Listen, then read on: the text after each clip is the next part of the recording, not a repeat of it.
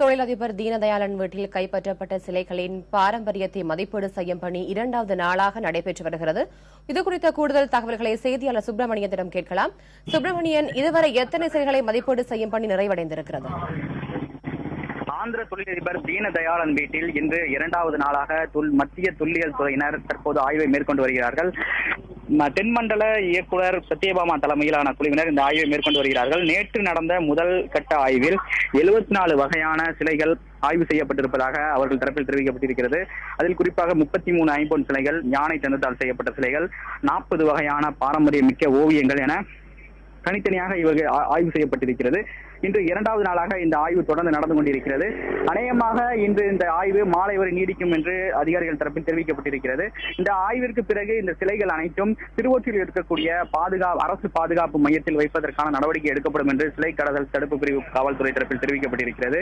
இதற்கிடையில் ஆந்திர தொழிலதிபர் தீனதயாளனிடம் தொடர்ந்து விசாரணை நடத்தப்பட்டு வருகிறது. கடந்த 3ஆம் தேதி அவர் பொருளாதார குற்றப்பிரிவு அலுவலகத்தில் அவர் சரணடைந்தார். அவரிடம் தொடர்ந்து விசாரணை நடத்தப்பட்டு வருகிறது. அந்த விசாரணையில் பல்வேறு கட்ட தகவல்களும் கிடைத்திருக்கிறது. குறிப்பாக அவரது வீட்டின் சமையல் அறைக்குள்ளே சிலைகள் பதுக்கி வைக்கப்பட்டிருப்பது விசாரணையில் அம்பலமானது. அதன் ஒரு தொடர்ச்சியாகத்தான் நேற்று அவர் சமையல் அறையில் இருந்து மர சிற்பங்கள் கண்டெடுக்கப்பட்டிருக்கிறது. குறிப்பாக கோவில் தேரில் இருக்கக்கூடிய மர சிற்பங்களை வெட்டி எடுத்து வந்து வீட்டில் அலங்கார பொருட்களாக அதை மாட்டியிருக்கக்கூடியவை கண்டுபிடிக்கப்பட்டிருக்கிறது. அதனையும் தற்போது மத்திய தொல்லியல் துறையினர் ஆய்வை மேற்கொண்டு வருகிறார்கள். இவை எவ்வளவு பழமையானவை என்பது தொடர்பாக அவர்கள் ஆய்வு மேற்கொண்டு வருகிறார்கள். குறிப்பாக இது மட்டுமல்லாமல் இவருக்கு சொந்தமான 2 வீடுகள் அடையார் மற்றும் ஆழ்வார்பேட்டையில் இருக்கிறது. அங்கேயும் ஆய்வு செய்வதற்கான நடவடிக்கைகள் எடுக்கப்படும் என்று சிலை கடத்தல் தடுப்பு பிரிவு காவல்துறை தரப்பில் தெரிவிக்கப்பட்டிருக்கிறது. ரத்திகா, சுப்பிரமணிய தீனதயாளனிடம் தொடர்ந்து விசாரணை நடத்தப்பட்டவர்கள் தரப்பில் காவல்துறை தரப்பில் ஏதாவது தகவல்கள் தெரிவிச்சிருக்காங்களா?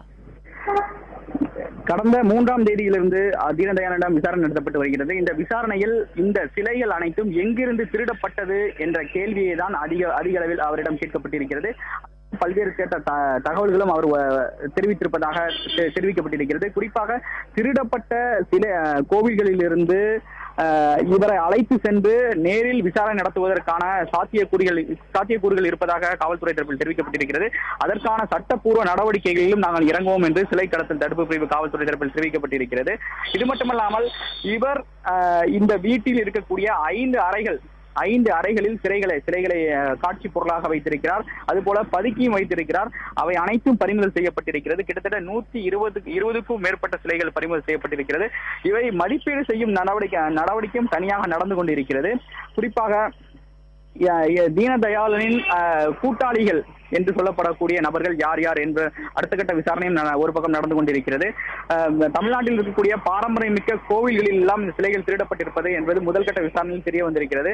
அந்த சிலைகளை கண்டறியும் முயற்சியிலும் காவல்துறை தனியாக ஈடுபட்டுக் கொண்டிருக்கிறார்கள். நேற்று கூட விழுப்புரம் சங்கராபுரத்தில் இருந்து இந்த ஒரு கோவிலில் சிலை கடந்த 1.5 வருடத்துக்கு முன்பாக திருடப்பட்டிருந்தது. அந்த சிலைகள் இந்த வீட்டில் இருக்கலாமா என்ற சந்தேகத்தின் அடிப்படையில் விழுப்புரம் காவல்துறையினர் இந்த வீட்டிற்கு வந்திருந்தார்கள். புகைப்படத்தையும் சிலை கடத்தல் தடுப்பு பிரிவு காவல்துறையிடம் கொடுத்திருக்கிறார்கள். இந்த ஆய்விற்கு பிறகு அந்தந்த சிலைகள் இருக்கிறதா என்ற ஆய்வும் நடத்தப்படும் என்று தெரிவிக்கப்பட்டிருக்கிறது.